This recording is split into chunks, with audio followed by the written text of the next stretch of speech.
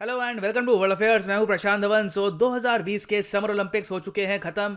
अपने आप में बहुत ही अच्छा इवेंट था और आई थिंक हम सब एग्री करेंगे देश के पीएम के साथ कि जापान ने बहुत ही अच्छे तरीके से ऑर्गेनाइज किए हैं ये ओलंपिक्स एक पेंडेमिक के दौरान।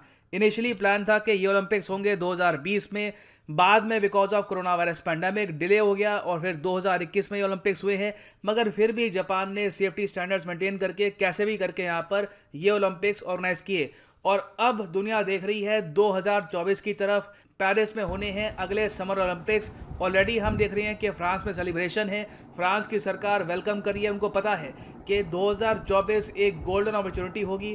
पैंडेमिक काफ़ी हद तक कंट्रोल हो चुका होगा, दुनिया भर में बहुत से देश वैक्सीनेट हो चुके होंगे, तो प्रॉपर तरीके से ये लोग ओलंपिक्स को होस्ट कर पाएंगे और पेरिस के टूरिज्म को भी इससे काफ़ी बूस्ट मिलेगा। मगर एक देश है जो टोक्यो ओलंपिक्स की एंडिंग से खुश नहीं है, वो देश है चाइना। चाइना में आज के समय सोशल मीडिया में लोग अपने एथलीट्स को क्रिटिसाइज कर रहे हैं, सरकार के अगेंस्ट भी बोल रहे हैं कि चाइना सेकंड नंबर पे कैसे आ गया, आखिरी दिन में हमसे ब्लंडर कैसे हो गया और यूएस ने चाइना को बीट कैसे कर दिया इन द लास्ट डे। मैं ओलंपिक्स पे अब तक बना चुका हूं 3-4 वीडियो और ऑलमोस्ट हर वीडियो में हमने ये देखा है कि मेरिट टैली के टॉप पे उतारा चाइना। देखो इसका रीजन ये है कि गोल्ड मेडल सबसे इंपॉर्टेंट है। अगर मान लो एक देश है उसके पास 50 सिल्वर है, दूसरा देश है उसके पास एक गोल्ड है, तो मेडल टैली में वो एक गोल्ड मेडल वाला देश ज्यादा ऊपर होगा। और यहां पर भी यही हो रहा था। चाइना के ओवरऑल आप अगर देखो मेडल यूएसए से कम थे, मगर सिंस चाइना के पास गोल्ड यूएसए से ज्यादा थे, इसलिए US almost through out Tokyo 2020 Olympics USA से आगे था। मगर यूएसए ने आखिरी दिन में 3 बहुत ही इंपॉर्टेंट गोल्ड मेडल जीत लिए। चाइना का एक बॉक्सिंग मैच था गोल्ड मेडल के लिए, चाइना वो हार गया और इसलिए हम देख रहे हैं कि 39 गोल्ड के साथ यूएसए है नंबर 1, चाइना रह गया रैंक 2 पर। और इसलिए यूएस में लोग काफ़ी इसको सेलिब्रेट भी कर रहे हैं। यूएस को उम्मीद थी नहीं कि आखिरी दिन में ये ऐसा उलट फेर कर देंगे। लोग ऑलमोस्ट मान के चल रहे थे कि शी जिनपिंग का नेशनलिज्म यहाँ पर जीत जाएगा और चाइना के सबसे ज़्यादा गोल्ड मेडल होंगे। मगर 2 बहुत ही हिस्टोरिक विन्स हुई हैं जिसके बारे में किसी ने भी एंटिसिपेट नहीं किया था। इसकी वजह से यूएस ऑल टुगेदर अब बीट कर चुका है चाइना को। और चाइना के लिए फ्रस्ट्रेटिंग इसलिए है क्योंकि 2016 के जो ब्राज़ील ओलंपिक्स थे वहां पे इनकी रैंक आई थी 3। इस रैंक को लेकर इनकी सरकार काफ़ी गुस्सा थी। ये लोग चाहते थे कि चाइना के 26 से तो ज़्यादा गोल्ड मेडल आने चाहिए, तो इन लोगों ने इसलिए स्पोर्ट्स का जो बजट है ये इंक्रीज किया, हर तरफ से अपनी प्रिपरेशन इंप्रूव करी। मगर तब भी ये रैंक 1 से चूक गए ना। यूएस ने चाइना को कैसे हराया है ये बताने से पहले आपसे एक क्वेश्चन पूछूंगा।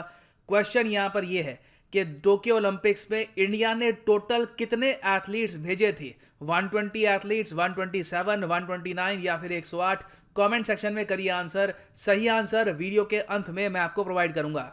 ना यहाँ पे आप पूछ सकते हैं कि अच्छा चाइना ने अपनी जो रैंक है ये लूज कर ली, भारत से भी आगे कोई कंट्री तो नहीं निकल गया? हम लोगों ने अपनी जो रैंक है ये तो लूज नहीं कर दी, टॉप 50 में तो है ना एटलीस्ट। देखिए टॉप 50 में बिल्कुल है, मगर हमारी रैंक फाइनल रैंक जो है ये है 48। एक देश हमसे यहाँ से आगे निकल गया। यहाँ पे आप अगर देख पाओगे वेनेजुएला हमसे थोड़ा सा यहाँ पे आगे है क्योंकि इनके पास ज़्यादा सिल्वर है कंपेयर टू इंडिया। वैसे मेडल इनके कम है, हमसे 4 मेडल हैं, हमारे 7 मेडल हैं। मगर रोमेनिया, वेनेजुएला ये हमसे आगे इसलिए हैं क्योंकि इनके पास सिल्वर मेडल ज़्यादा है। वैसे आप अगर देखो तो सेम स्टोरी इसराइल की भी है।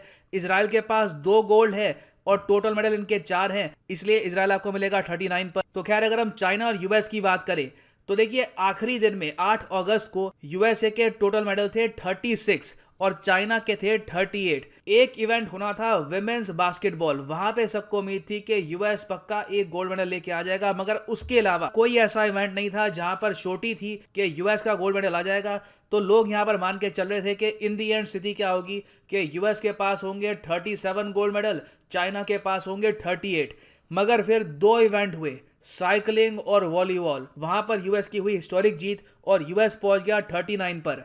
ना वॉलीबॉल के इवेंट की अगर हम बात करें तो women's volleyball as a sporting event add किया गया था ओलंपिक्स में इन 1964।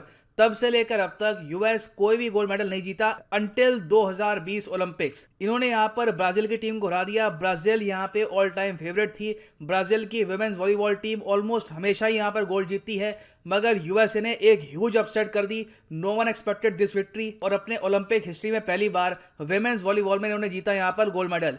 फिर एक इवेंट है साइकिलिंग का। ये अपने आप में बहुत ही ड्रामेटिक इवेंट था। यहाँ पर किसी को भी उम्मीद नहीं थी कि यूएसए की फीमेल साइकिलर जेनिफर वेलेंटी ये लेके आएंगी गोल्ड, क्योंकि जब ये रेस स्टार्ट हुई तब एक बहुत ही बड़ा क्रैश हुआ था। सोशल मीडिया पे इसकी काफ़ी वीडियो फेमस हुई है।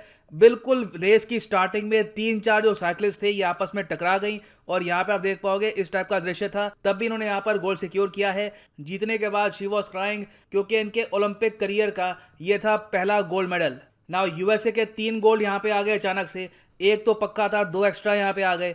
चाइना को यहाँ पर उम्मीद ये थी कि 38 से 39 पे ये लोग आ जाएंगे, यूएस की बराबरी कर लेंगे अगर इनकी एक फीमेल बॉक्सर एक और गोल्ड लेके आ जाए। ये आखिरी इवेंट था जहां पर चाइना को गोल्ड की उम्मीद थी, मगर यहाँ पे चाइनीज बॉक्सर हार गई, इनको मिला यहाँ पर सिल्वर। अब आज के समय जो ये बॉक्सर है ली कुयान, इनको बहुत ज़्यादा अब्यूज किया जा रहा है चाइनीज सोशल मीडिया पे। लोग वहाँ पर कह रहे हैं कि ये इतनी पेट्रियाटिक नहीं है, इन्होंने अपना बेस्ट नहीं दिया। अगर ये गोल्ड ले आती तो यूएसए के साथ चाइना टाई कर लेता। और बिल्कुल देखिए, चाइना का आज के समय जो सोशल मीडिया है वहाँ पे राष्ट्रवाद इस लेवल का है कि अगर कोई एथलीट गोल्ड ना ला पाया और सिल्वर और ब्रॉन्ज लेके आया तो इसको चाइना के सोशल मीडिया के लोग देशद्रोह से कम नहीं मानते। वो लोग कहते हैं कि इन्होंने अपना बेस्ट नहीं दिया। आज के समय इनको बेस्ट फैसिलिटीज अवेलेबल है, सब कुछ इनको अवेलेबल है। जो फैसिलिटीज मिलती है यूएस एथलीट्स को सेम मिलती है चाइनीज एथलीट्स को, तो इनको लाना चाहिए यहाँ पर गोल्ड। तो इसलिए बहुत सारे चाइनीज नागरिक आज के समय काफी हद तक गुस्सा भी हैं ये सब देखकर। और यूएस के साथ इनकी राइवलरी वैसे ही काफी हद तक हाई है। ताइवान के इशू को लेकर, ट्रेड वॉर का इशू अभी तक रिजॉल्व हुआ नहीं है, साउथ चाइना सी के इशू को लेकर। तो चाइना के लोग डेस्परेटली चाहते थे कि टोक्यो ओलंपिक्स में चाइना बीट करे यूएस को, मगर ये हो नहीं पाया। ना वापस आते हैं उस क्वेश्चन पे जो मैंने आपसे पूछा था कि भारत ने कितने एथलीट्स भेजे थे इस बार के टोक्यो ओलंपिक्स में। तो सही उत्तर यहाँ पे ऑप्शन सी बिल्कुल भी नहीं है। Option B is the right answer. 127 athletes भेजे हमने और वापस आए हमारे पास टोटल 7 ओलंपिक मेडल्स। सबसे ज़्यादा एथलीट्स हमने भेजे फ्रॉम हरियाणा, और हरियाणा स्टेट ने जीते हैं यहाँ पर सबसे ज़्यादा मेडल। और अगली बार मोस्ट प्रोबेबली फ्रांस में हमारा कंटिजेंट और ज़्यादा बढ़ने ही वाला है। हमने इस बार 127 एथलीट्स भेजे, इंडिया का सबसे बड़ा कंटिजेंट। हो सकता है कि फ्रांस में हम यहाँ पर 150 के आसपास एथलीट्स भेजें। मैं देखना चाहूँगा कि एथलेटिक्स में, स्विमिंग में और इंडियंस पार्टिसिपेट करें और फ्रेंच ओलंपिक्स हमारे देश के लिए बेस्ट ओलंपिक्स एवर साबित हो। क्योंकि अभी जिस तरीके से प्यार बरसाया जा रहा है हमारे मेडल विनर्स पर, चाहे सिल्वर मेडल हो, ब्रॉन्ज मेडल हो, ये देखकर बहुत से यंग एथलीट सोचेंगे कि कल को मैं भी ये फेम हासिल करना चाहूँगा, मैं भी चाहता हूँ कि देश का नाम मैं रोशन करूँ।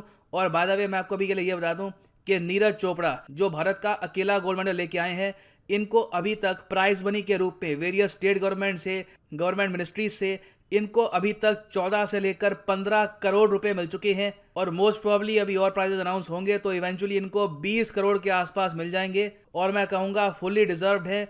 उम्मीद ये है कि ये फेम देखकर, ये शोहरत देखकर और लोग भी इंस्पायर हो।